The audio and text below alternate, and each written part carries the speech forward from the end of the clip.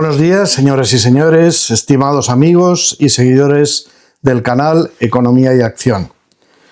La sesión complementaria 2 al ciclo Economía y Acción Humana se dedica a dar respuesta por el profesor Rubio de Urquía a 4 preguntas diferentes formuladas por seguidores del ciclo Economía y Acción Humana.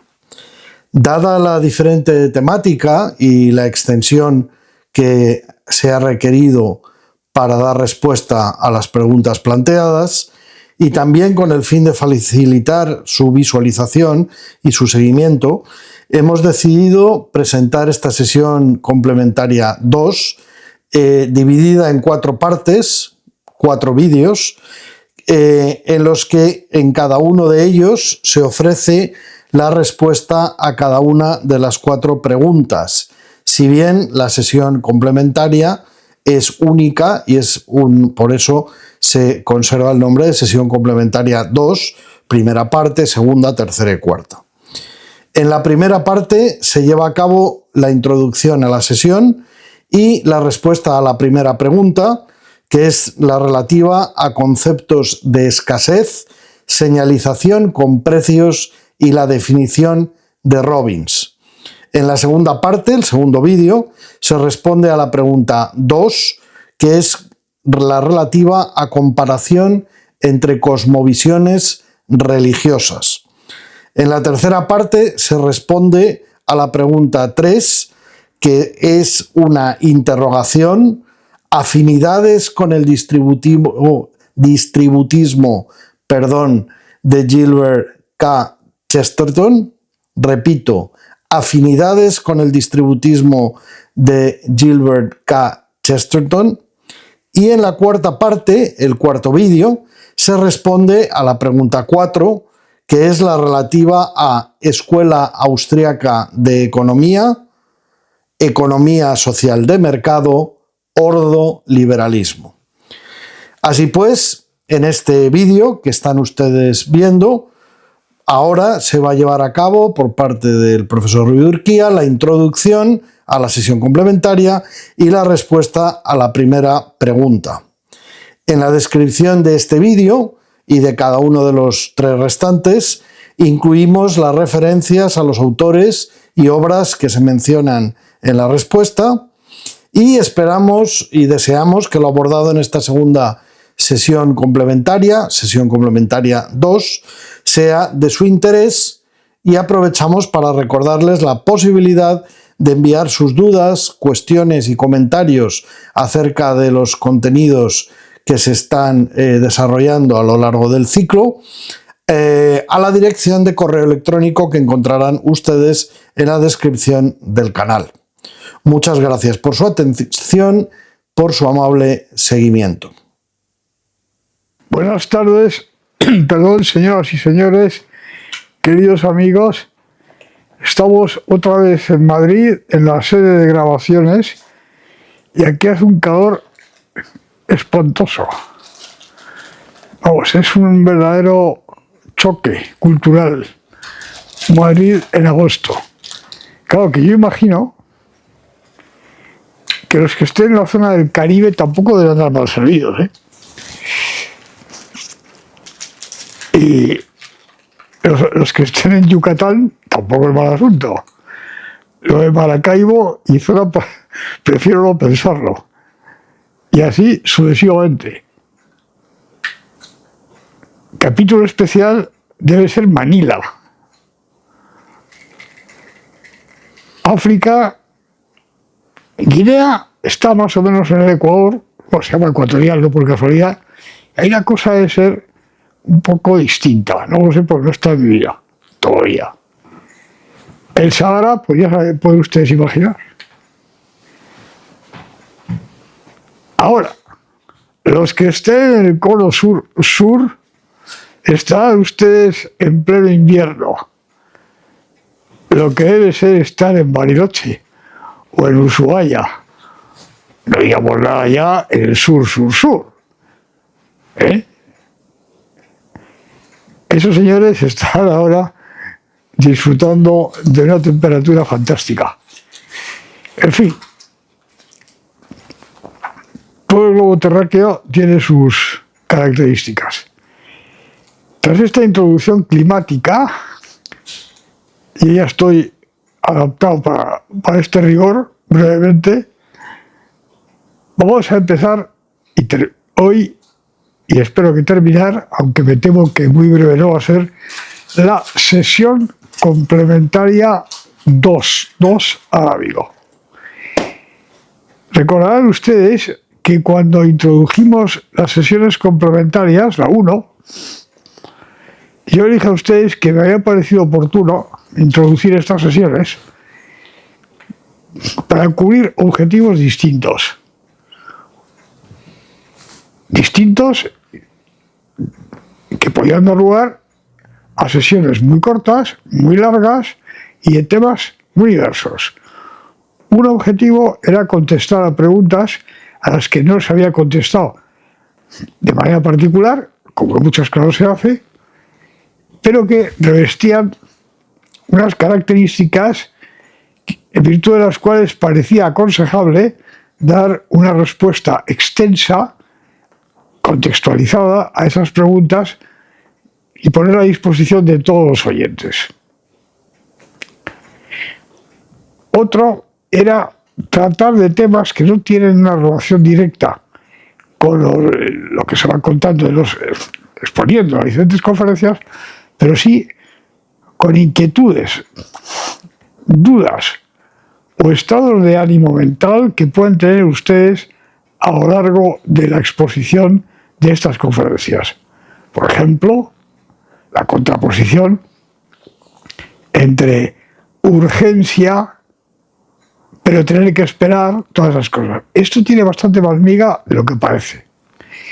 Bueno, esta sesión complementaria 2 tiene por objeto contestar a 4 preguntas que se han recibido y que creo que deben ser contestadas de una manera, como he dicho antes, más sistemática y contextualizada a lo largo de los últimos meses, y que contesto ahora las 4, una tras otra, rogando a los señores preguntados y a las señoras, porque en algunos casos se sabe la identidad, pero en otros casos no. Que perdonen, sobre todo los que han hecho las preguntas hace ya algún tiempo, que perdonen la tardanza, pero es que realmente no es posible hacerlo de otra manera. De modo que esta sesión va a estar consagrada a contestar a preguntas. Yo estaba preparando, y estoy preparando, una sesión complementaria 3 dedicada al tema, al comienzo del tema de contraposición entre urgencias, necesidad de esperar, todo ese tipo de cosas. Así es que vamos a comenzar con la exposición de la respuesta a las 4 preguntas. Las voy a contestar no por orden de recepción, sino por orden sistemático. La primera, hay preguntas, 2 de ellas que hacen referencia a una conferencia concreta. Por ejemplo, la primera a la 13, la segunda a la 24. Pero luego hay otras, las otras 2, que no hacen referencia a ninguna conferencia en concreto, sino a otro tipo de cosa. Entonces, voy a proceder a contestar del modo siguiente. En primer lugar, la que es relativa a la conferencia 13, en segundo lugar, la que es relativa a la conferencia 24, y a continuación las otras 2. Se trata de preguntas, excepto la primera, que más que una pregunta es una afirmación, pero en la que evidentemente hay un ánimo de interrogación. No es una mera afirmación así como así. Entonces, las preguntas son de temas muy variados.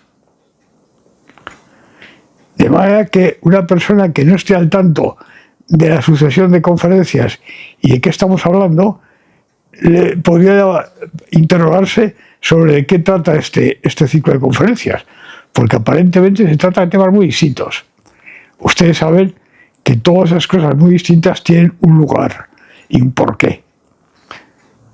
Bien, La primera pregunta es relativa a los conceptos de escasez, señalización con precios y la definición de ciencia económica de Robbins.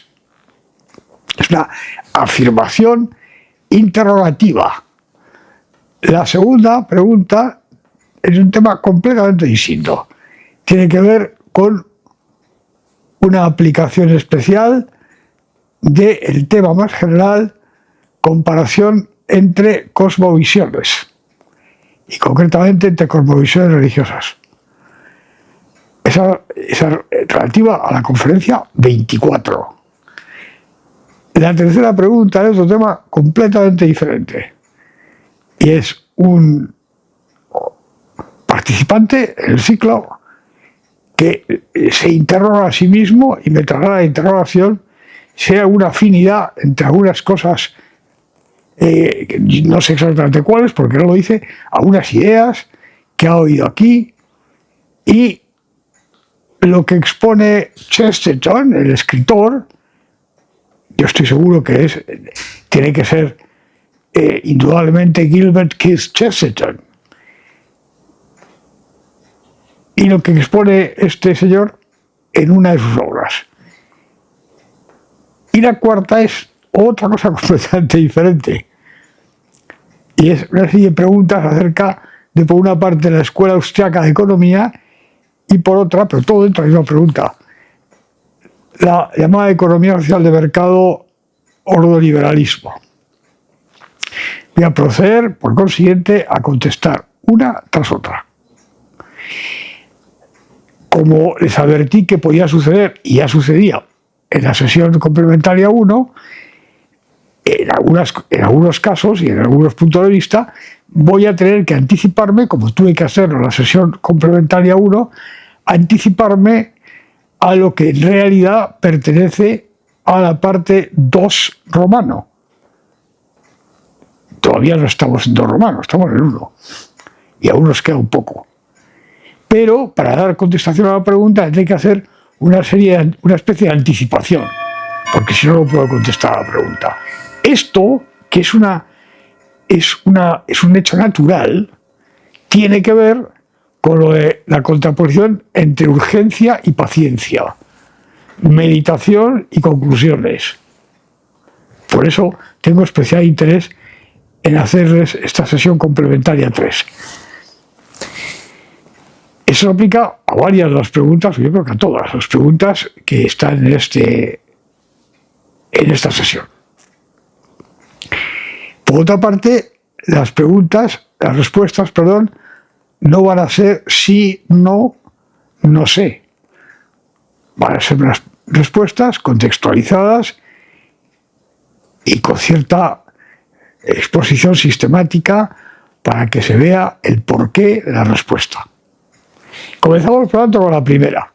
En la primera pregunta, un amable participante, que indudablemente es economista, sin la más mínima duda, empieza diciendo que en relación con el concepto de escasez y la definición de ciencia económica de Robbins, luego les recordaré todo eso. O sea, yo siempre había entendido, la afirmación, que si un bien es escaso, no tiene precio. Y si no tiene precio, no plantea ningún problema de, atención, porque aquí hay una palabra clave, de asignación. Se toma lo que se necesita, en la cantidad que se necesite, cuando se quiera, y amén. Bueno, a continuación, siempre he entendido esto, y se dice el participante. A continuación, creo entender lo que expone usted en la conferencia 13. Pero también entiendo que el concepto de escasez en la definición de Robbins tiene sentido. Bien, esta es la pregunta, la afirmación. Procedo a contestar.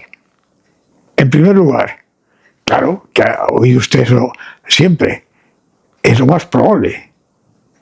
Claro, ciertamente. De modo que entiendo perfectamente que a usted le produzca un cierto estado de interrogación escuchar lo que yo he expuesto acerca de esos temas y el concepto de bien libre, bien económico. Usted el participante no menciona la expresión bien libre, pero es como clásicamente se introducía, clásicamente dentro de cierta corriente de pensamiento, porque en otras concepciones de economía ni se habla de eso. Entre bien libre y bien económico, que el problema económico se plantea solo cuando los bienes no son libres, son escasos. Ahí es cuando hay un problema de asignación. Efectivamente. Esto es lo que sin duda se ha enseñado y se enseña. Y esto, además, conectado con la definición de ciencia económica de Robbins. Más adelante verán ustedes por qué digo de ciencia económica, no de economía como objeto de estudio científico. Bueno, algo que yo entiendo perfectamente, como se puede usted imaginar, semejante estado mental interrogativo es perfectamente comprensible. Sobre todo cuando, como luego bastante más adelante en la contestación, en la respuesta, diré, la idea de que el problema económico es un problema de escasez es una idea muy difundida entre la gente más diversa. El por qué es esto así es otra cuestión. Luego volveré a referir a esto. De modo que estas manifestaciones por parte del señor participante tienen mucho sentido y hay que darle respuesta. Procedo a arma. La primera cosa de todas es ¿qué estamos haciendo en esta parte 1 romana? Nos estamos instalando en una perspectiva analítica y conceptual bastante más compleja que la que es usual y que la que se enseña. ¿Por qué? ¿Por ánimo de rizar el rizo o de complicar las cosas? No. Porque la investigación pone de manifiesto que si no se adopta una instalación o perspectiva analítica de ese tipo, no se ven multitud de cosas que son importantes y que escapan por completo por ejemplo, y concretamente, a la instalación perceptiva y conceptual propia del modelo neoclásico, que es indudablemente lo más difundido de todo en estos momentos, y ya hace tiempo. Entonces, nosotros no partíamos de ninguna definición de economía, por el contrario, nos preguntábamos, ¿qué es eso? ¿A qué se refiere la economía? ¿A qué fenómenos, dinámicas, procesos, estados personales y sociales se refiere semejante palabra? Y para examinar esto, habíamos adoptado el siguiente método. Vamos a ver qué perspectiva y qué respuestas se obtienen mediante dos y solo dos fuentes de conocimiento e interrogación. Una nota antropológica, una propiedad del ser humano, que por lo que alcanzamos a ver y saber, les remito a ustedes para más detalle a la parte 1 romano A, debe ser y es objetiva, subjetiva, tácita, expresamente aceptada por cualquier antropología. Esta primera fuente es de un carácter distinto de la segunda. La segunda es que da de sí la observación de la realidad empírica, la del pasado, la del presente, que da de sí, que nos pone de manifiesto a la luz de la primera. Todo sistema de examen de la realidad, la actual, la pasada, todas, necesariamente, se sepa o no, se hace desde una cierta instalación mental que supone un cierto complejo conceptual, conjunto de conceptos, sin excepción. Y por consiguiente, esta primera fuente, el concepto, la nota antropológica de proyectividad del ser humano, es la que nos va a servir y nos sigue sirviendo para acercarnos al examen descriptivo de la realidad. Bien. ¿Realidad de qué? De acción humana. Porque indudablemente la palabra economía, significa lo que signifique, tiene que ver con la acción humana, porque es un elemento presente en la acción humana y sus productos históricos. Esto es indudable, sea uno marxista, marxista analítico, economista freudiano, atención, economista freudiano, neoclásico fundador, neoclásico sobrevenido, keynesiano del sistema ISLM, keynesiano, ¿verdad? Sea lo que sea. La economía tiene que ver directamente con lo que los seres humanos hacemos, tanto hacia afuera, comportamiento, como hacia adentro. Es obvio. Por consiguiente, observación. La nota antropológica de proyectividad, como ya vimos, es una cosa común a todas las antropologías a las que yo tengo noticia. Entonces le dije, vamos a ver, ¿por qué hacemos esto? Porque, como veremos de manera sistemática en la parte 2 romano,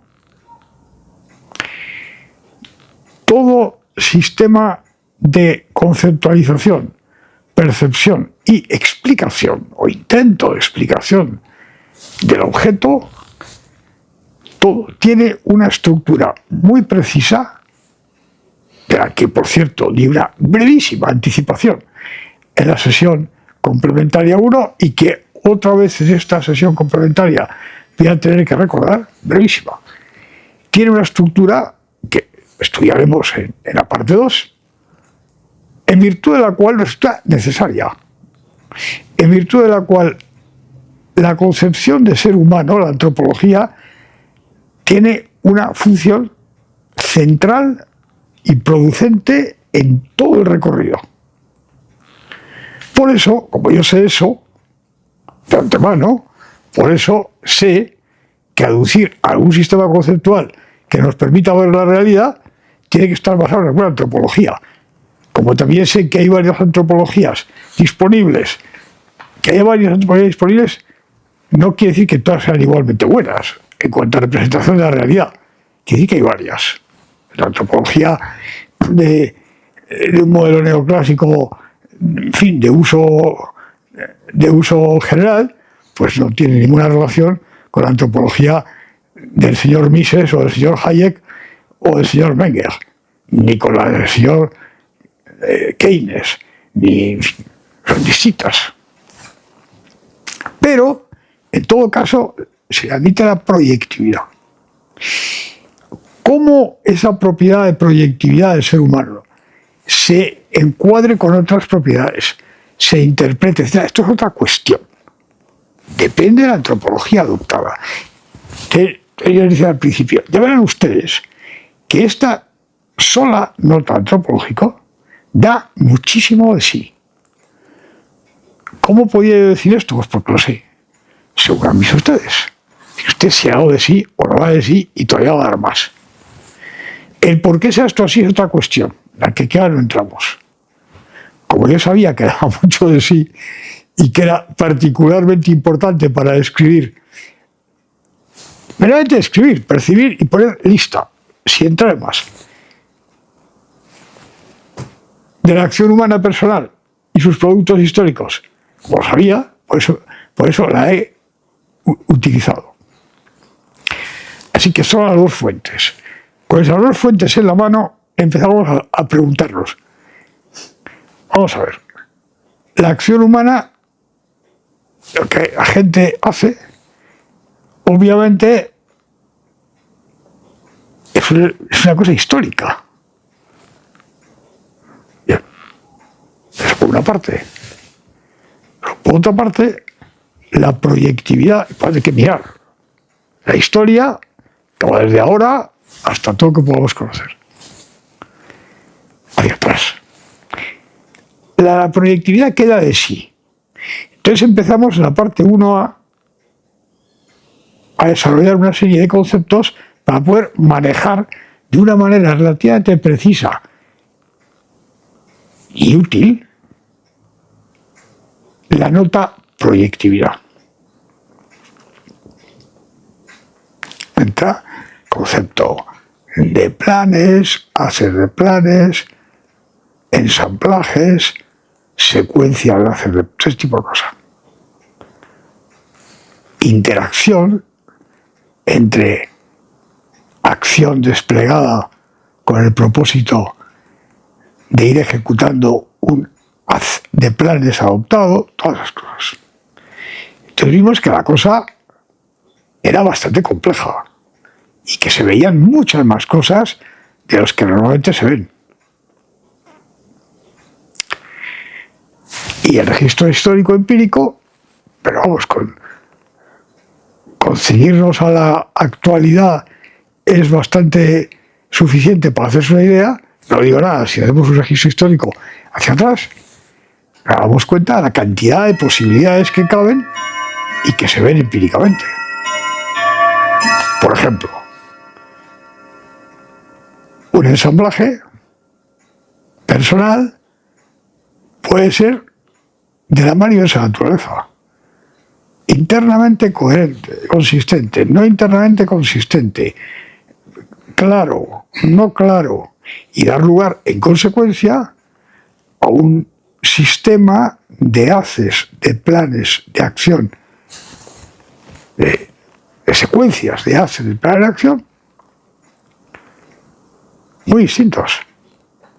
Pero en todo caso, esta nota, debidamente manejada analíticamente, nos ponía inmediatamente de manifiesto una cosa que es fundamental. Y atención, porque esto que voy a decir ahora tiene bastante que ver con lo de la escasez, los precios y Robbins. Una cosa fundamental. Y es que, en todo caso, la acción de un sujeto, una persona, un ser humano, requiere una continua prefiguración por parte del sujeto de un futuro que no existe. Esto es esencial. Tiene, lo sepa o no, quiera o no, y lo haga como lo haga, que constituirse un futuro personal y social, pero primero personal,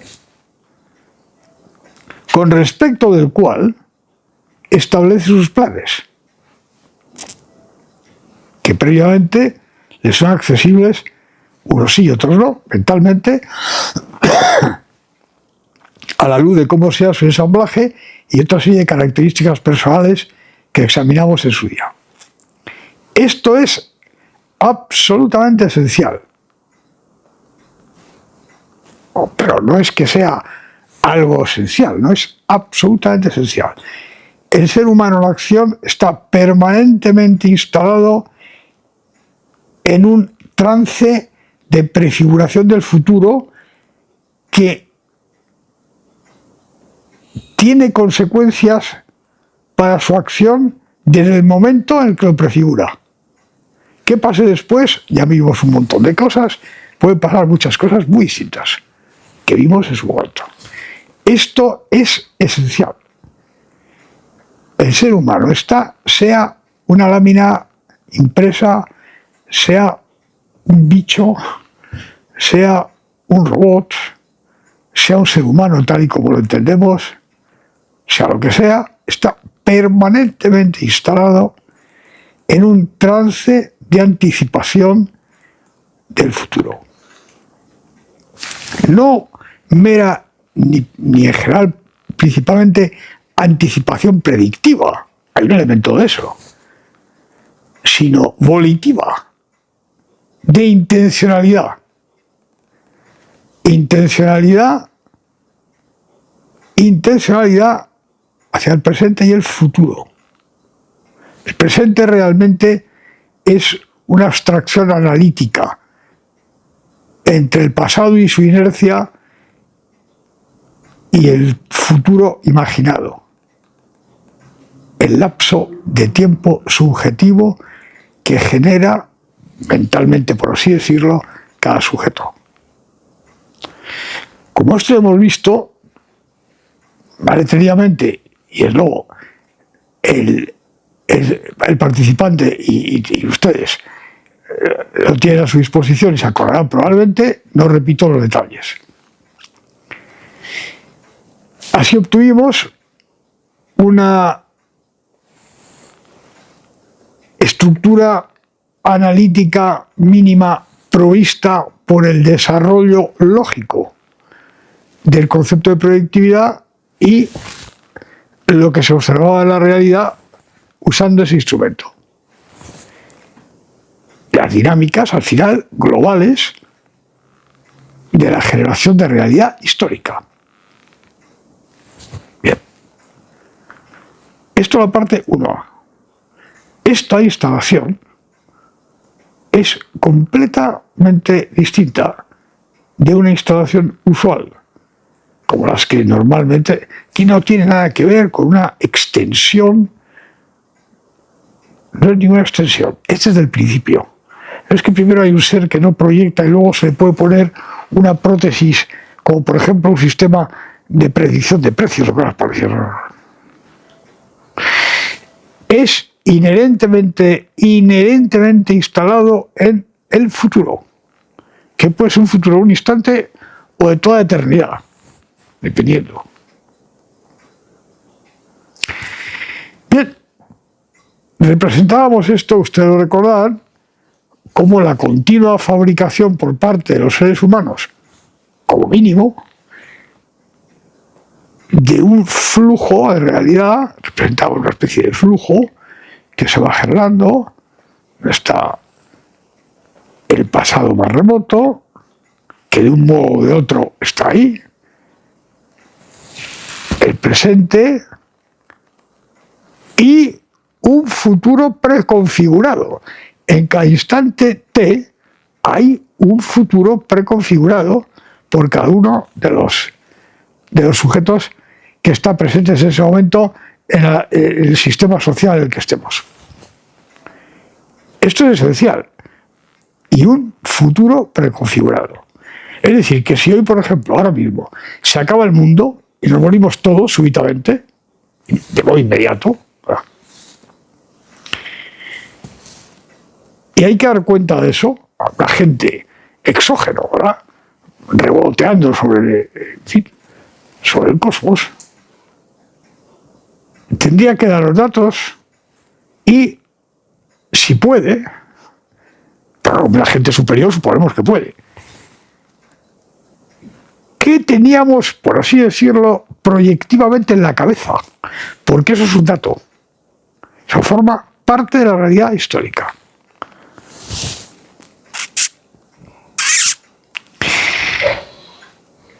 Habíamos visto que en todo esto hay los haces de planes, los ensamblajes, todo eso, elementos existentes no existentes pero susceptibles de existir, no existentes y no susceptibles de existir, en un sentido lógico, por ejemplo, elementos cuantificables, no cuantificables, con precio, sin precio, una enorme variedad de cosas que ciertamente están ahí, que ciertamente son elementos para la generación de realidad personal y social. Entonces tenemos el flujo que va avanzando. Nota a pie de página. En la sesión complementaria 1, y en relación con una de las múltiples partes de la larguísima pregunta de los señores de Zaragoza, le dije, un momento, esto es una manera de representarlo que es natural. Exactamente. Pero no es la única. En absoluto. Pero en absoluto. Les puse una más. Hay más, pero una. En lugar de ser un flujo, se va constituyendo en el tiempo, se van añadiendo trozos de realidad nueva, pues se puede describir, eso sí, se puede escribir matemáticamente, es la hipercomplejidad hacer esto, se puede escribir como una especie de estructura inmóvil en un sentido geométrico, inmóvil, pero que va adquiriendo propiedades de todo tipo distintas. El paso del tiempo ahí no es que fluye, es que adquiere propiedades distintas que se van acreciendo. ¿Es posible? Sí. Y probablemente es más real que más apto que lo primero. Pero es que la primera, la del flujo que va creciendo, que es algo que da lugar a las ecuaciones diferenciales, diferencias, ¿no? Nos es más natural por el modo usual de pensar. Ya veremos. Puede usarse perfectamente. Bien, pasamos a la parte 1b. Bueno, y ahora, bien, lo económico designa esta palabra, lo que designe, ciertamente está dentro de eso. Se refiere a algo de ese flujo, a todo, a una parte, a una fibra, a algo. Ya hemos contado dónde está, dónde seguro está la realidad a la que se puede referir la palabra económico. Está ahí. Y lo que hay que buscar es ahí. Pero todavía no sabemos qué es. Sabemos que ciertamente está ahí. Y de ese ahí sabemos un montón de cosas. Entre otras las que acabo de decir. ¿Cuál es el siguiente punto de investigación? Quiero saber qué designa la palabra económico. Pero claro, esto es una cosa que no tiene mucho que ver con este tipo de conversación que se ve algunas veces. Ay, pues no. Para mí, la subjetividad es esto. Primero, pues no, yo creo que más bien no es una palabra talismán, ni forma parte de un mantra, ni es una palabra con efectos productivos cósmicos, como el Om de parte del hinduismo y de ciertos budismos. La palabra que significa cosas para grupos de gente, en determinados contextos, etc. Entonces, el siguiente punto del orden del día es, bueno, que estamos hablando en castellano, ¿no? Bien. Bueno, ¿qué se quiere significar con la palabra económico? Economía. Como facticidad, como hechos.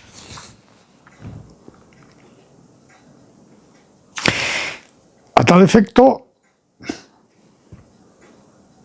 hacemos una cierta investigación, como yo la he hecho en parte, por eso, digo en parte porque es inagotable el tema, pero con lo que he hecho, como ustedes lo han visto y ahora vamos a recordar, tenemos suficiente material para responder a la pregunta de qué se quiere decir con esa economía.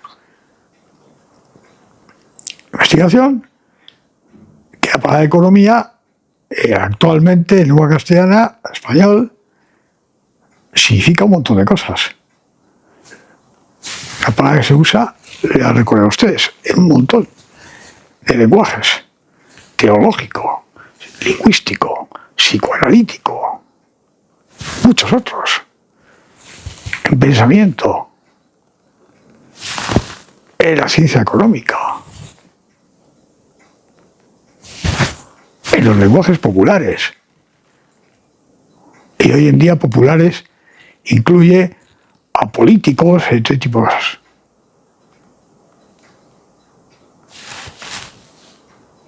Eso hay que ver qué quieren decir con eso. Bueno, muy bien. Pues un estudio suficiente para los propósitos que aquí tenemos revela inequívocamente lo siguiente: todos los significados de los que tenemos constancia, diccionarios, textos, cómo se hacen esas cosas, ¿no? Según los autores, todo eso, revela lo siguiente: hay muchos significados, pero y después a ustedes algún ejemplo de cosas un poco particulares, como asociar económico con barato y cosas parecidas. En general se pueden agrupar en dos polos de significado. Atención, tiene esto mucho que ver con la definición de Robbins, con lo que luego diré de la definición de Robbins. Y digo Robbins porque es la que ha preguntado el participante, pero podríamos referirnos a otros autores también. Dos polos.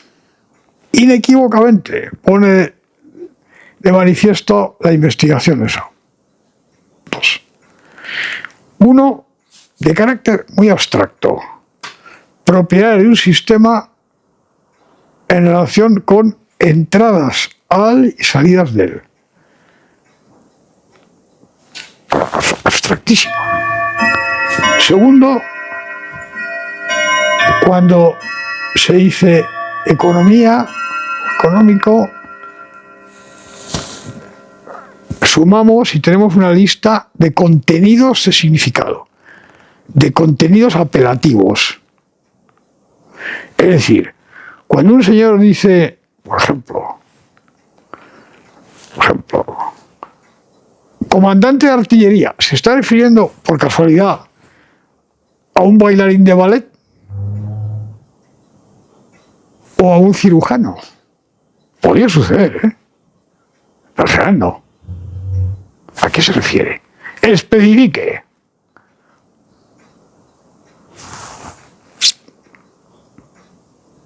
Bueno, pues especifique da una lista.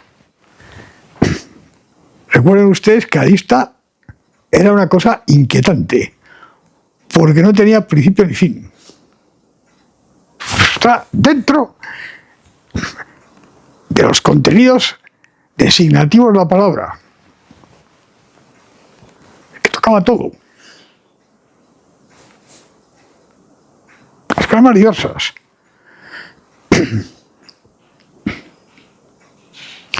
E incluía elementos objetivos, no objetivos, cuantificables, no cuantificables, con precio, sin precio, pasados, presentes, futuros, relativos a estados mentales, relativos a datos objetivos. Es una enorme cantidad de cosas de índoles muy variadas. Tenemos polo 1 y polo 2. Entonces, claro, la lista era, en principio, inquietante. Y tenía algo que ver con eso que ustedes han oído muchísimas veces, es que los economistas se meten en todo. Otra cosa es que se metan con éxito, sin éxito, con fundamento, sin fundamento. Pero se meten en todo, no, es que objetivamente, a lo que objetivamente se refiere, no es solamente la cantidad de dinero en la economía medida, según los criterios del profesor no sé qué, o las convenciones de la banca de pago de Basilea, pues, proponiendo que eso tenga alguna... No.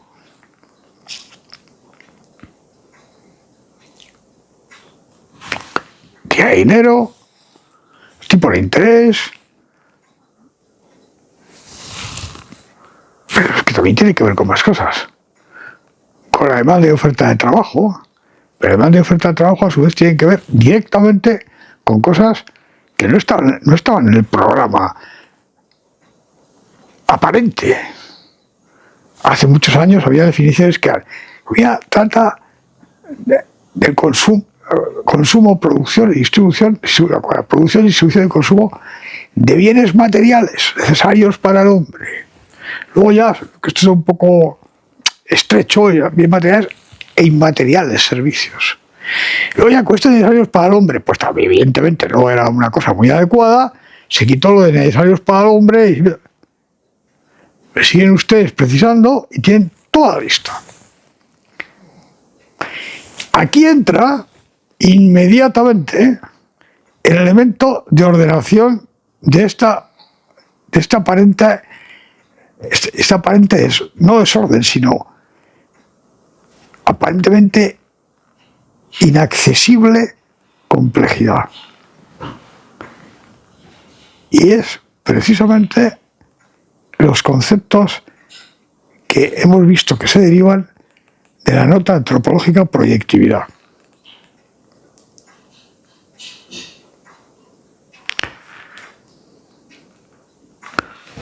Haces de planes, secuencias de haces de planes, interacción entre acciones personales que dan lugar a la generación de realidad. Vemos que el continuo proceso de generación de sistemas de haces de planes adoptados, por una parte, se describe perfectamente mediante el polo 1 de significado, propiedad de un sistema, en este caso un sistema que genera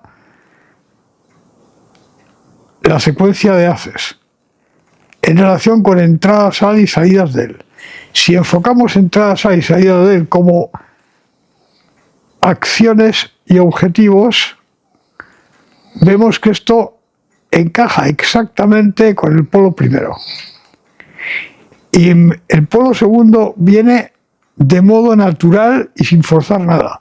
Es todo el contenido de la acción. ¿Por qué? Porque todo eso que está en la lista, sin excepción, está directamente in situ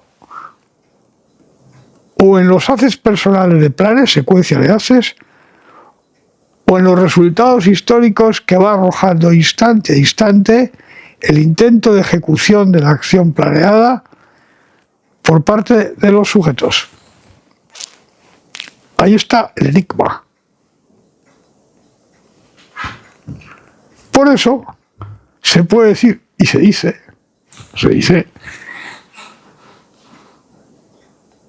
que lo económico es en realidad este ajuste entre objetivos y acciones. ¿Qué objetivos? Todos los que tengan sujeto en cada momento. ¿Qué acciones? Las que estén proyectadas en sus haces de planes. Exactamente igual si son materiales, inmateriales, existentes, inexistentes, etéreas, dotadas de cierta ponderación, ¿no? Y cierta gravitas, como diría un romano, peso. Bueno, imaginadas, no imaginadas, exactamente igual. Todo eso existe, en unos casos más, en otros menos. Bien.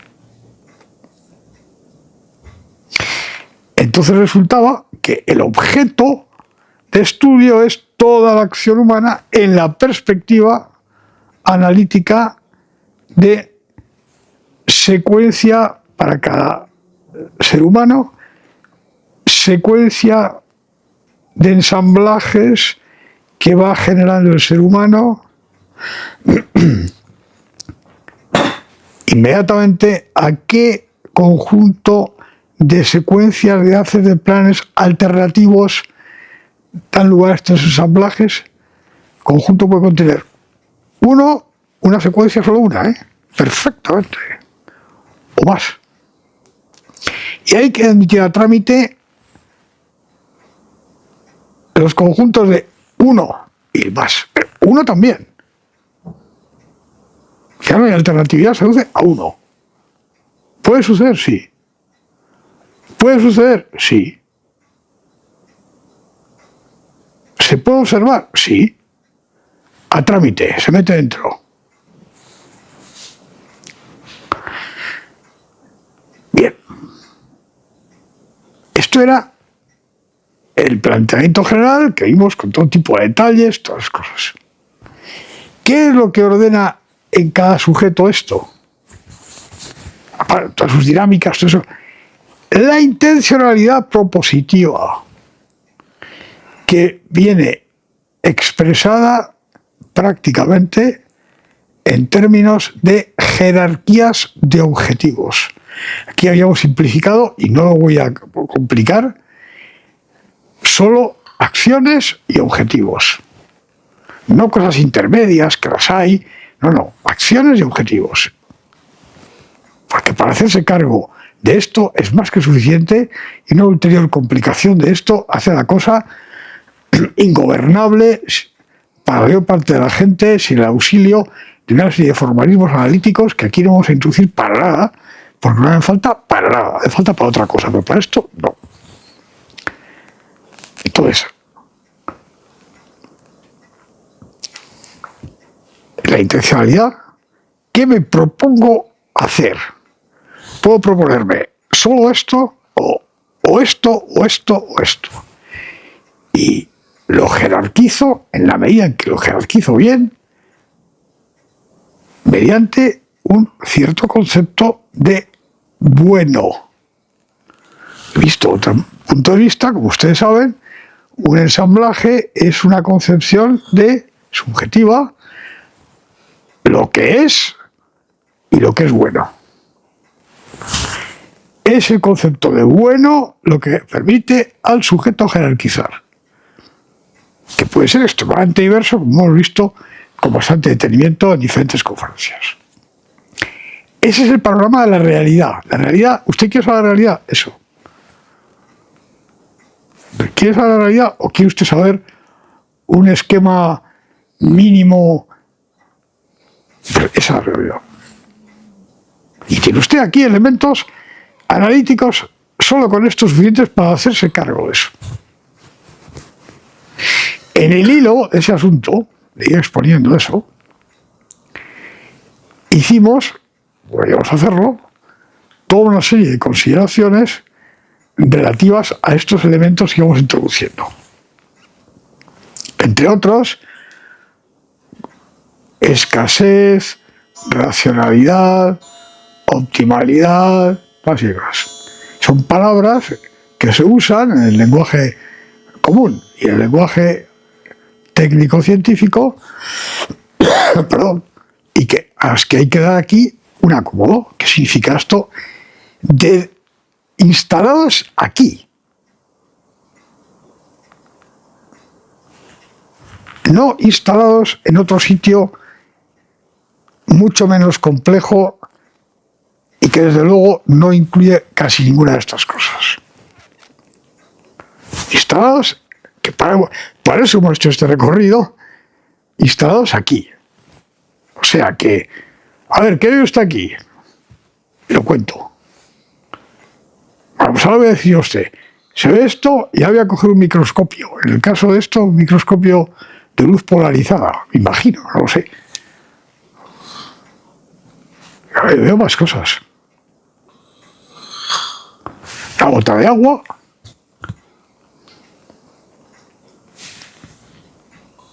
un estanque, pone usted, en fin, todas las cosas que ustedes han hecho probablemente en sus estudios de bachillerato, donde sea, un microscopio, atiza. ¿Pero qué es este bicho que se mueve? Y este otro que se despliega en vórtice y se vuelve a plegar, y esto acaba toda mecha. Pero usted, para ver eso, tiene usted primero que pensar que puede existir eso, y segundo, disponer de un artefacto, que es un microscopio de luz, que le permita verlo. ¿Y se acaba ya el asunto? No. No, porque luego resulta que hay más abajo, y más elemental, y más elemental, y más elemental. Bueno, pues esto es igual. Tenemos esta instalación analítica que nos permite ver. Hay más cosas, pero esto es más que suficiente para lo que queremos. Nos permite ver una complejidad que no se ve a simple vista y que luego no veían muchísimos autores. Pero entre otras cosas, una que voy a aducir y que para mucha gente, ya saben ustedes, es chocante, para otra no. Para otra no es nada chocante. Lo saben perfectamente bien. Por otros métodos, ¿vale? Intuitiva. O por otros métodos de información, aunque no sea de una manera tan formalizada y tan precisa. Y es esto. No existe, ni en los planes personales ni en ningún sitio, no existe. No existe, quiere decir que no existe una zona autorreferida y autónoma de lo que tiene precio. Eso es un espejismo. Vamos a ver. Esto se puede establecer perfectamente como un teorema, con las hipótesis, inferencias, sistema deductivo, teorema, demostración. No hace falta para nada. Aquí. Les voy a repetir un dibujo que les propuse. Que cogen un plan o un haz de planes más complejo. Poniendo tiene 4 periodos medidos en términos de instantes objetivos, instantes de tiempo del reloj, 4 periodos de futuro breve. Bueno, a ver, ¿cómo es el haz este? Entonces viene, el instante primero, ejecutar 3 acciones, el instante segundo, 7 y alcanzar un objetivo, y así, lo dibujan. Ponen papel. A las que tienen precio, se pueden referir a algo susceptible de ser adquirido con precio, le ponen un subrayado, y a las que no, no.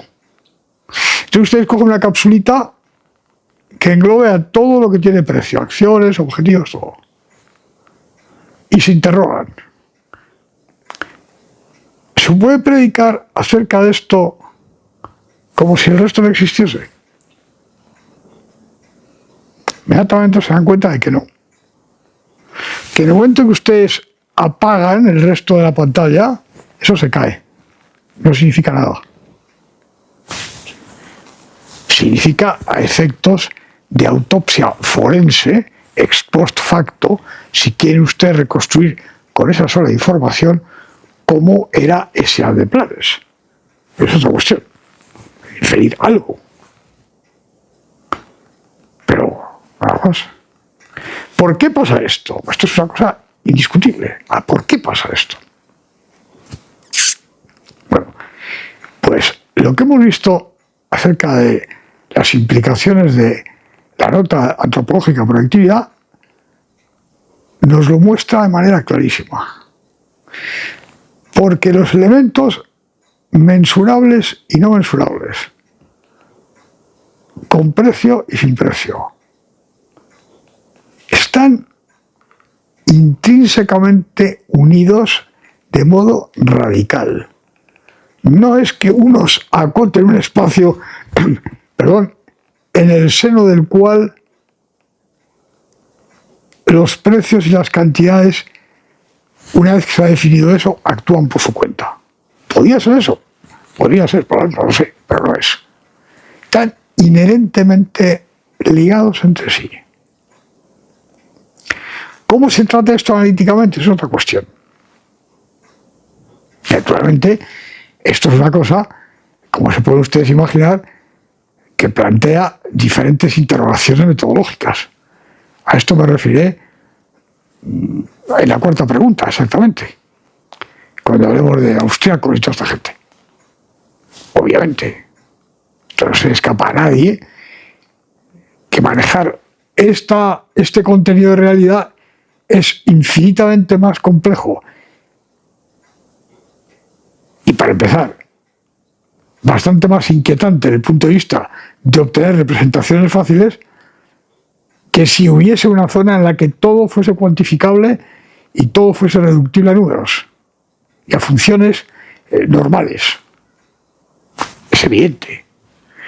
Pero claro, es que la realidad es esa, no es la de las zonas exentas. Y si queremos ver la realidad, tenemos que ver eso. Bien. Y aquí entonces decíamos, vamos a empezar, ahora voy a ordenar esto en relación con la pregunta del preguntante. Instálense donde estamos. Bien. Desde ahí. Concepto de asignación. Es asignación. Tengo 100 pesetas y quiero comprar 3 cosas. He aquí los precios de cada una. ¿Cómo asigno las 100 pesetas? Eso se puede contestar inmediatamente. Pero no. Ahí para asignación. No. Pero es que eso es completamente insuficiente. No he empleado la palabra asignación, en primer lugar. Sino si algo, ora como acción, ora como objetivo, entra o no entra en un haz de planes. Atención. Si entra o no entra en un haz de planes de un sujeto. Esto es el momento fundamental. Antes de decir nada más, la primera pregunta es, ¿esto entra o no entra? Y esto depende enteramente de la dinámica subjetiva del sujeto. El concepto base aquí no es asignación en el sentido más usual del término. 5 locomotoras, 4 o 25 trayectos, ¿cómo asigno a locomotoras para que a su vez? Primero, ¿hay locomotoras en mi plan de acción? ¿Cómo hacerlas? Mucho antes de si a una le pongo a tirar del tren que va a Pontevedra o del tren que va a Hendaya, es decir que semejante cosa entra. Lo primero de todo es si algo entra o no entra, y eso depende de la estructura del haz. Y esta, a su vez, está ordenada por una intencionalidad.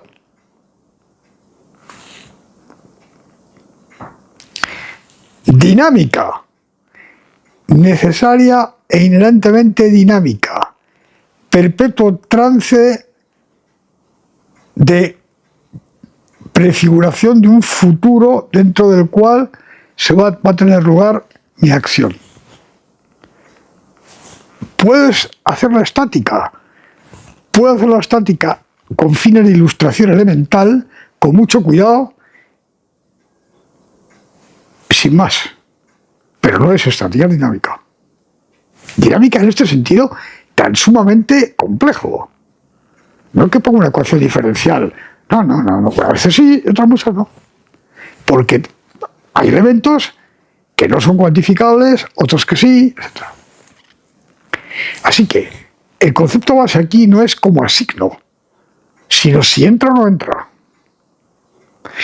Y si entra o no entra, se puede expresar con el término asignación si se entiende que el momento cero no es cuánto, sino si está o no está. Ahora vamos a ver cómo entra una acción, por ejemplo, es decir, el uso de un medio o de varios medios en una acción, cómo puede entrar en una cestos.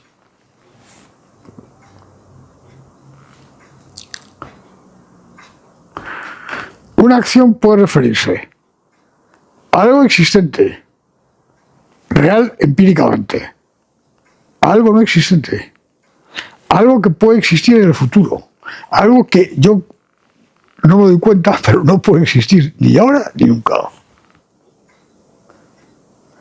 Algo cuantificable o algo no cuantificable. Algo susceptible de tener precio. Y ya veremos después que eso de precio, hay muchos tipos de precios. ¿O no?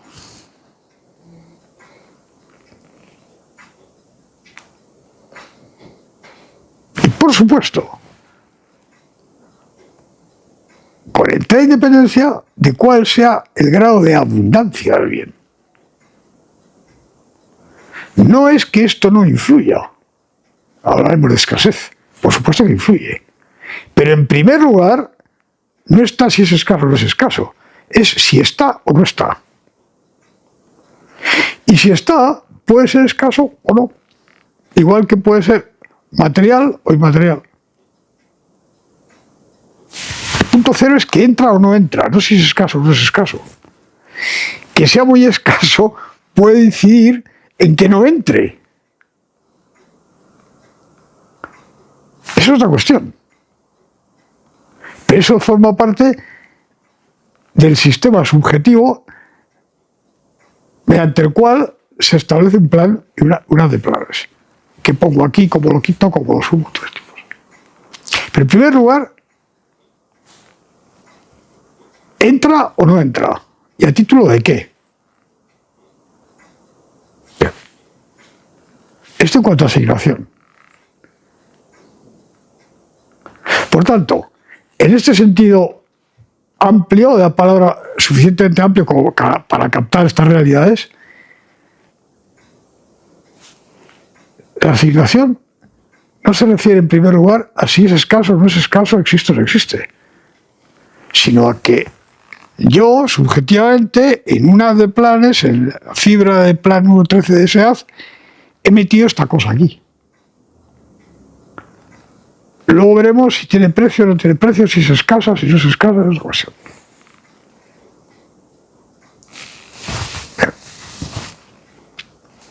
Escasez. Este tema lo vimos con cierto detenimiento, el significado de escasez. La escasez no es algo que aparece en primer lugar y de suyo. Aparece en relación con algo que yo estoy buscando.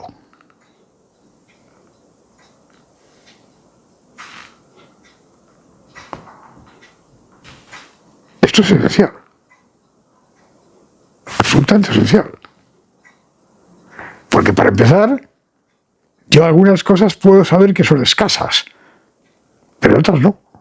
Lo sé, lo voy sabiendo. Y una cosa puede ser escasa ahora y no escasa mañana. Perfectamente. O al revés. La escasez es algo que se dice de una relación entre propiedades de algo. Vamos a, por ejemplo, para simplificar, referirnos a cosas tangibles.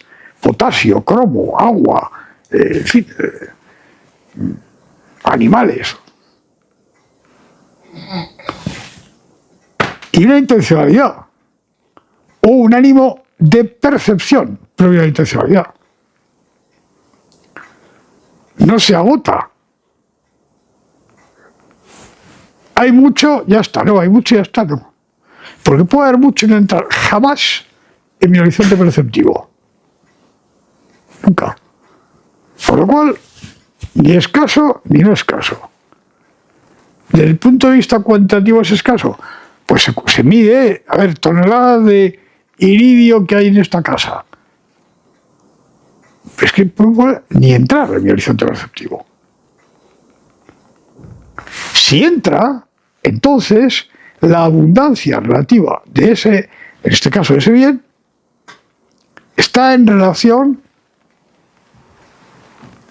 con la función que ese bien tiene, si la tiene, en millar de planes.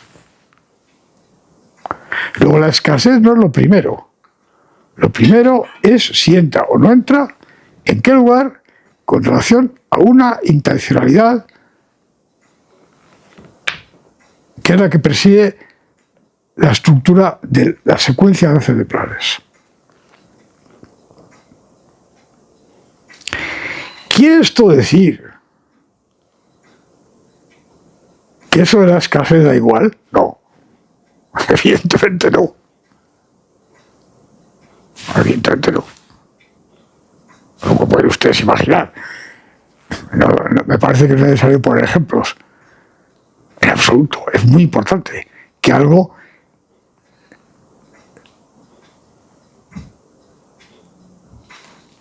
pero yo no hablo de precios, ¿eh? No hablo de precios. Luego, sea escaso o no, esté esta escasez señalizada mediante un precio o no, el dato básico es si algo entra o no en un haz. Ese es el dato básico. Esto es muy importante entender. Es que primariamente es escaso y a ver qué hace usted con esa escasez. No. Puede entrar.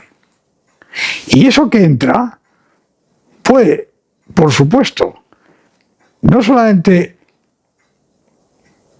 ser escaso o no serlo, sino está referido a cosas que son de muy difícil mensuración, como grado de verdad, relación afectiva, ánimo. Es que todo eso entra en el consumo y la producción y todo eso.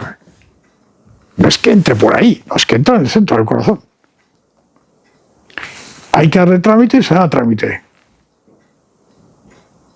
Bueno, pero es que me refiero solo a la escasez de bienes. Bueno, pues cubre 4 cosas de las 100.000 que hay. Y además, si no tiene en cuenta esto, las cubre mal, porque esas 4 cosas no están aisladas. No están aisladas. Bien. Imagínense ustedes, vamos a poner ahora 2 ejemplitos sencillos para ilustrar esto. 2. Un señor tiene la costumbre, o señora, ¿verdad? Pero ahora voy a poner un ejemplo más bien masculino. Un señor tiene la costumbre de a ciertas horas del día beber whisky de mezcla, blend, con agua. Ni hielo, ni soda, ni gaseosas, ni nada. Whisky y agua, nada más. Según el tipo de whisky, pues la composición será distinta. Más agua, menos agua, tal. Supongamos que el agua es gratuita. Este señor está instalado en un sitio donde hay un manantial continuo de agua purísima, que fluye permanentemente. Pero bueno, es escasa, ¿no? Bueno, pues como es un bien libre, no es objeto de asignación. ¿Cómo que no es objeto de asignación? Claro que es objeto de asignación. Asignación en sentido amplio, por supuesto. Naturalmente. No plantea problema económico, sí, claro, plantea problema económico. Por supuesto. No en el sentido de cómo reparto un dinero, sino en el sentido de si entra o no entra. Porque ese bien puede ser muy libre, pero si yo no tomo jamás agua con el whisky, no es pertinente. Por ejemplo, imagínense ustedes que de repente una autoridad suprema decide que la que distribuye el agua es ella. Y al señor del manantial le dice, mire usted, a partir de ahora usted el manantial no lo puede tocar. Va a comprar agua en botellas que va a costar cada botella 100.000 pesetas.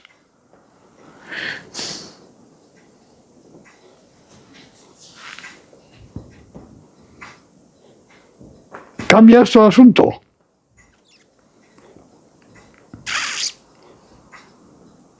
¿Y qué lo cambia?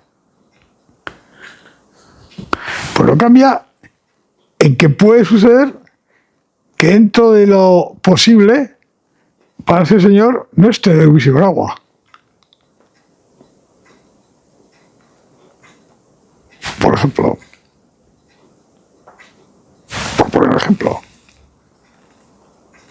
Y también puede suponer más cosas. Por ejemplo, que no acate la instrucción. Pero el hecho de que por cada onza de whisky hace falta una cantidad tal de agua, para él, eso no está afectado porque cueste o no cueste. Habrá tal vez como mucho una cierta flexibilidad en la mixtura, pero no mucha flexibilidad. Pues si el whisky está muy aguado, no lo toma. O si tiene muy poca agua, tampoco, me parece muy fuerte.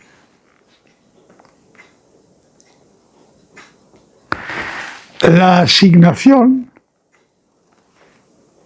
en sentido amplio, de agua, no es pertinente solo si el agua cuesta.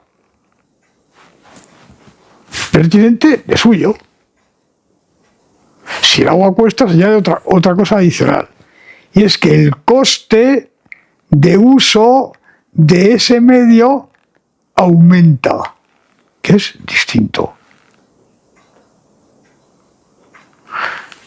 El uso de bienes libres, primero, el que esté o no esté es ajeno. Segundo, su uso, una vez que está, siempre tiene costes, aunque sea muy abundante. Como vamos a ver ahora. Imagínense ustedes, esto no es una cosa. Antes había que recurrir, pues no sé, qué sé yo, a potentados orientales, a las narraciones también orientales. Ahora no. Ahora esto lo tenemos en todas las capitales de Europa y América. Imagínense ustedes un potentado moderno para el que todos los bienes son libres. Da exactamente igual 8 que 80. Quiero 10 Aston Martin ahora mismo. A la orden de vuecencia, mi potentado, aparece 10 Aston Martins. Quiero no sé qué, también. A efectos prácticos, todos son bien libres. Me cuesta nada. Todo. Pero todo es todo lo que él puede ver en su cabeza. Es que no hay problema económico. Si, como hemos visto, lo que propiamente significa económico es la constitución progresiva y acomodación dentro de esa constitución, de secuencia de haces de planes, este señor tiene un problema económico exactamente igual en cuanto a su estructura y naturaleza que el que tiene un pobre de pedir. Tiene que formar una intencionalidad. Y esa intencionalidad, de esa, no de otra, surge una estructura en el seno de la cual hay acciones y objetivos planeados. Y todos los bienes son libres. Pero pero no puede a la vez estar montado en el Aston Martin, que por visto es un coche muy del agrado de la gente que le gusta correr por las carreteras y todo eso. No puede estar simultáneamente eso, ¿verdad? Y bajando a ver lo que queda del pobre barco Titanic en el Atlántico Norte. De momento, tal y como están las cosas, no es posible. Y no puede simultáneamente, puede secuencialmente, pero no a la vez, engullir diversos bienes. No es imposible. Y no puede inmediatamente y simultáneamente, ¿verdad?, así sucesivamente, dedicarse al estudio de la metafísica y hacer una operación de corazón abierto con un bisturí. Y todo es libre. Ninguna piensa escaso. Todo. Para el Señor.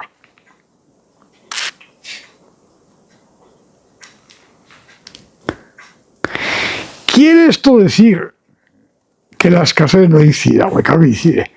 Pero incide en las condiciones que he dicho y en ese orden. Ya nos acercamos al final, Precios. Bueno, los precios son indicadores de escasez o no. No, o no. En primer lugar, hay cantidad de bienes libres y no libres, abundantes y no abundantes, que no tienen precio de momento. Lo tendrán si a una autoridad administrativa asigna un precio con fundamento y fundamento, o si emerge un mercado en el seno del cual queda definido un precio de mercado en un momento determinado. No tiene precio. De momento. Pero nadie se lo ha puesto. Bien. El precio puede... Eso va a empezar.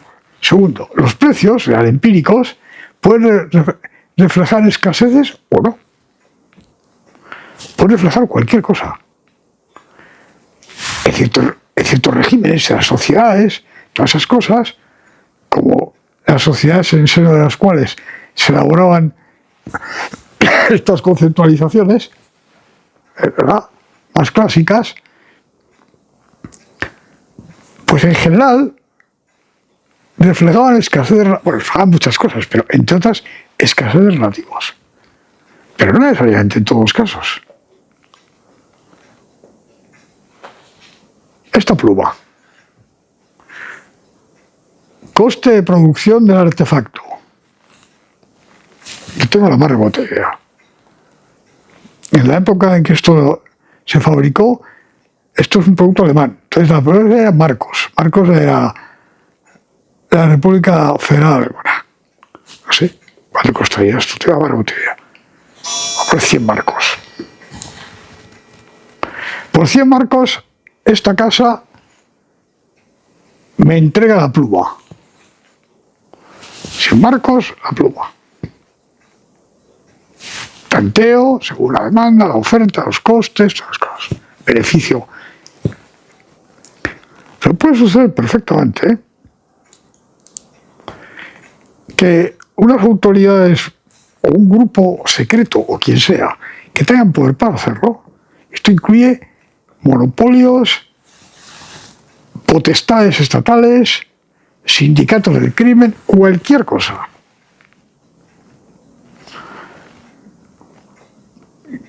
Que por razón que sea, quiere sacar partido a esto y hacerlo un bien de uso casi inaccesible para mucha gente.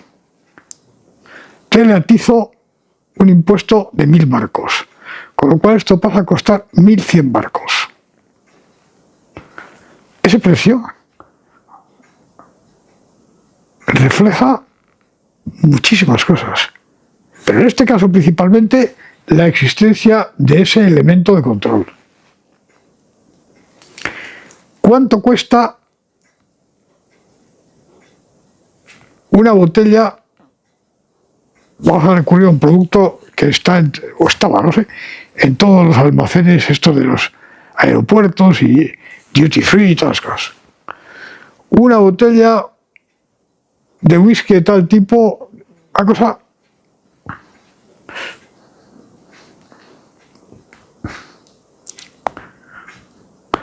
Es que el precio, según los sitios y los países, puede diferir de manera extraordinaria. Extraordinaria. Porque los precios son señalizaciones, pero ni son completas, ni son enteramente indicativas de escaseces, ni nada parecido. Y esto es justamente, como ya veremos en la respuesta a la cuarta pregunta, uno de los elementos distintivos, el resolver, el tener en cuenta este hecho, uno de los elementos distintivos de la Escuela Austriaca de Economía. Que sabiendo que esto es así, lo tiene en cuenta para su estudio. Bien. Esto es lo que nos permite ver, y espero que esto haya facilitado la revisión de esto. Vamos ahora a la definición de Robbins. Bueno, Robbins, Lionel, también conocido como Lord Robbins, porque hicieron un varón. Este señor, que enseñaba en la Escuela de Economía de Londres,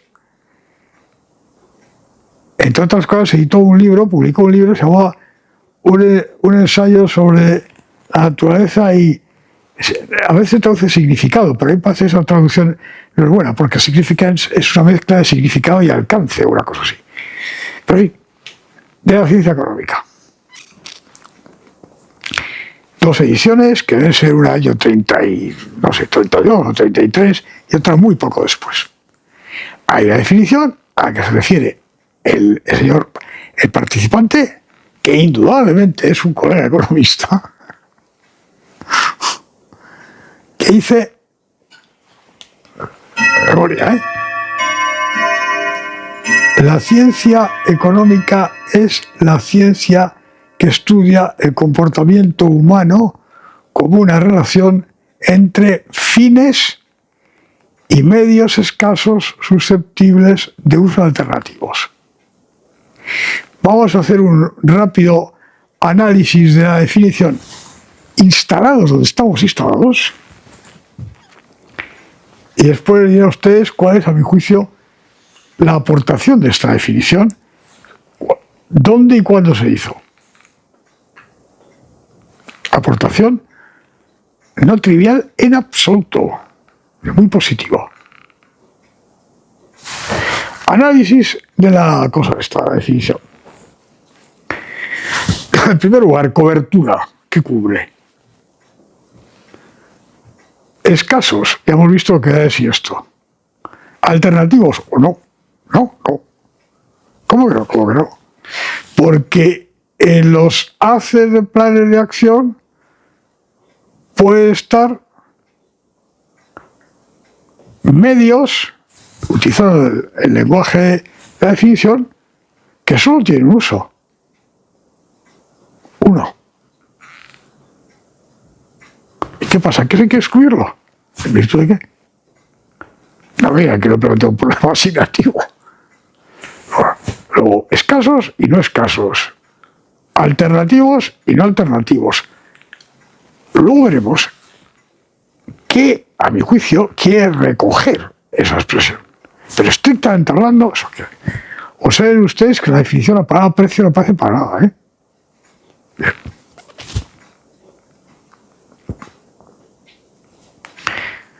Eso va a empezar. Segundo, fines.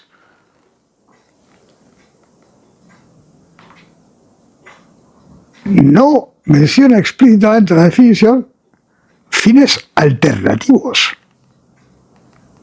Sin embargo, más que problema, elemento fundamental y central de lo económico es como si en el conjunto de secuencias de haces de planes de acción propias de un ensamblaje instantáneo hay más de un haz, una secuencia de haces, hay que adoptar uno de ellos. Bueno, hay que adoptar uno de ellos. Es decir, hay más de un fin alternativo.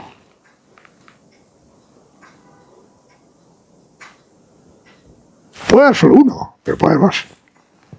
Y forma parte del problema económico, por decirlo de esta manera, el estudio de cómo y por qué adopta uno y no otro.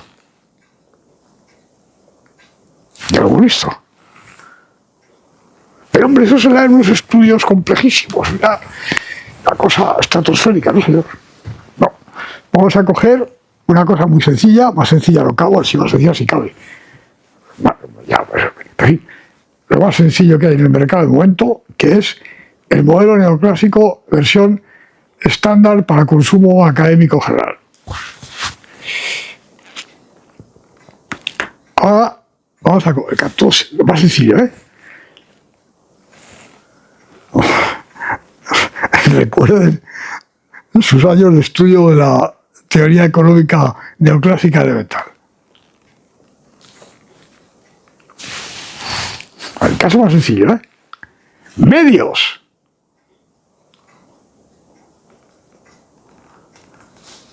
Unidades de cuenta. Unidades de cuenta. Pesetas o euros o lo que sea. La capacidad de gasto del consumidor, el modelo del consumidor. Es más sencillo, ¿eh? Estamos diciendo que puede vender trabajo. No. Tiene una capacidad de gasto de 100 pesetas. 100.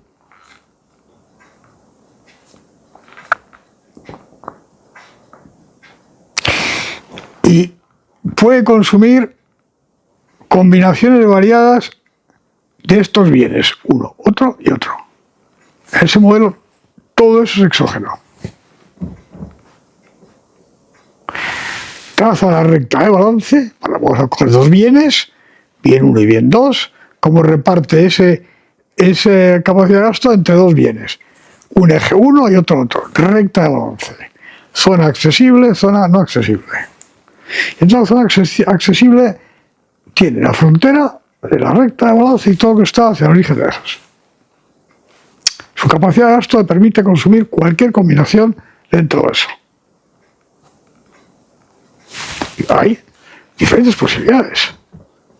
3 kilos de esto, 25 gramos de otro, 4, todo eso. El fin último es adquirir un estado de satisfacción en el lenguaje más corriente, utilidad, aunque la satisfacción también se utilizaba antes, función de utilidad representada con S.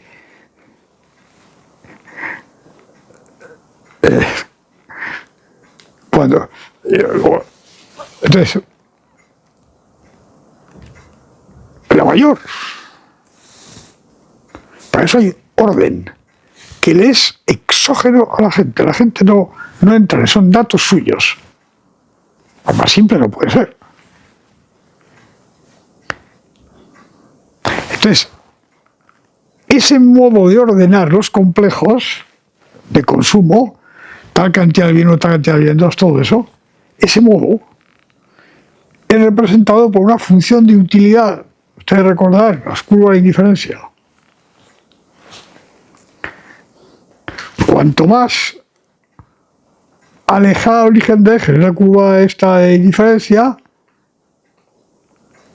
más utilidad.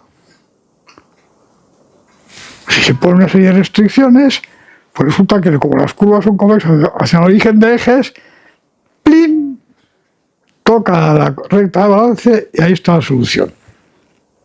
Pero a priori, entre lo que opta el agente, no es entre un fin y varios medios, entre diversos paquetitos de composición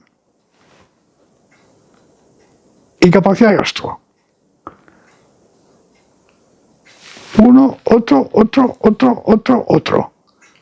Resulta que si todo se hace adecuadamente en el modelo, solo uno, y al menos uno, produce la máxima utilidad. Eso. Luego, la decisión de Robbins, de manera explícita y clara, esto no lo describe bien. Ni bien ni mal no lo describe. Se puede inferir, todo eso es cuestión. Pero por otra parte, ya para concluir, antes de decir que, a mi juicio, sí tuvo de muy buena esa definición, es que hay una parte del asunto que habla de la ciencia económica, ¿eh? Una parte de la ciencia económica que ahí se menciona, que es qué sucede una vez que los diferentes agentes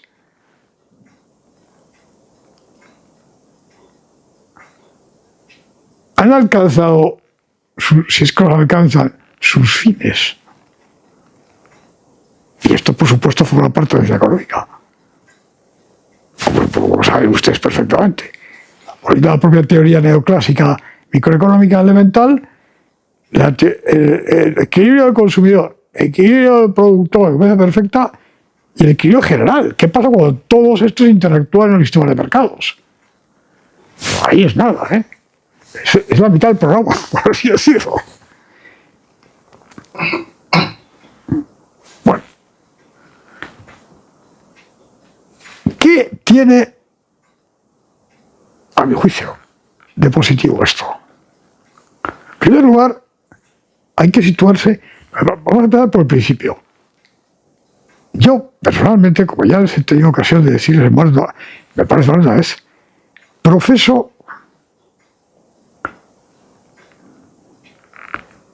Vamos a ver.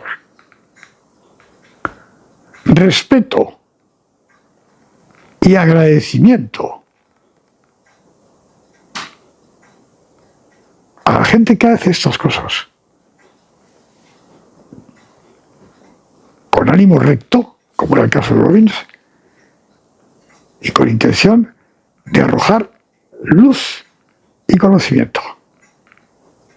Vamos a empezar por ahí. No es una crítica así, plano, no. Es una etapa en un movimiento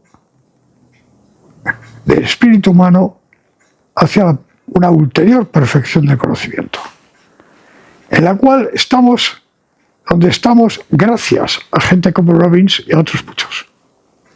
Por lo tanto, no es una crítica en el sentido usual de la palabra. Es un bastanteo de dónde estábamos. Por eso se progresa. Hay cosas que de momento al menos no admiten superación, pero otras sí. Que eso para empezar. Así que respeto, admiración y agradecimiento. ¿Qué tuvo de positivo? ¿Y qué puede tener de positivo todavía para muchísimas mentes, sobre todo mentes ancladas en un cierto mecanicismo? Varias cosas, seguramente dos. Una, que habla de todo lo que llama el comportamiento humano. Esto es un avance sobre otras concepciones del tema enorme. Enorme. Y otra, decíamos vos, y otra, que aunque sea con las limitaciones que les he escrito a ustedes brevemente, la idea de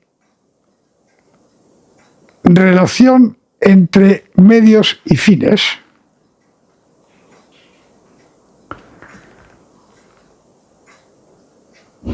es esa idea.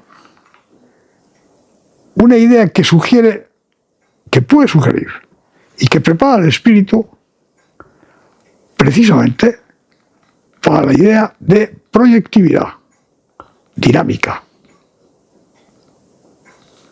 no es un mero asunto técnico, como creía Oscar Lange, por ejemplo, que era este tipo de cosas. Oh, no, es que es una cuestión de logística. No, Lange. No. Para que ustedes hagan una idea de hasta qué punto esto no era muy frecuente, en las referencias que tienen ustedes, que les ha circulado la dirección del canal, sobre de dónde voy sacando yo, o he sacado las cosas que les expongo a ustedes, hay una lista de papel, de obras, una selección. Uno de ellos son apuntes para unas lecciones que dio en la Universidad del Laterano hace un montón de años. Ahí, que por cierto un trabajo de chinos, ahí tienen ustedes una colección de concepciones de estas modernas, es decir, a partir de 1870 hasta ahora. No me he remontado antes. Para que se hagan una idea, yo estaba revisando esto en este fascículo mío y hacía tiempo que no lo veía, mucho tiempo, de hecho. Y por casualidad, justo antes de la edición de Robbins está la definición de un italiano, un economista italiano que a la mayor parte de ustedes no les sonaba para nada, se llamaba Boninsegni, pero que era sumamente difundido este tipo de cosas. Contrasta uno la de Boninsegni con la de Robbins y ve inmediatamente el progreso. O sea que sí ha valido, pero tiene las limitaciones que he dicho. Y sobre todo es susceptible de ser puesta en una perspectiva histórica a la luz de lo que hemos visto antes. Yo espero que esto que les he expuesto a ustedes les haya servido al participante que ha preguntado y a los demás para aclarar el tema y por qué digo lo que digo. Si así no fuera y alguien tuviese alguna duda remanente, no duden en comunicarlo, que será examinada. Bien, hemos concluido. Todas las respuestas no duran igual, ¿eh? Esta es la más larga, me parece. Hemos concluido la respuesta a la primera pregunta. Pasamos ahora a la segunda.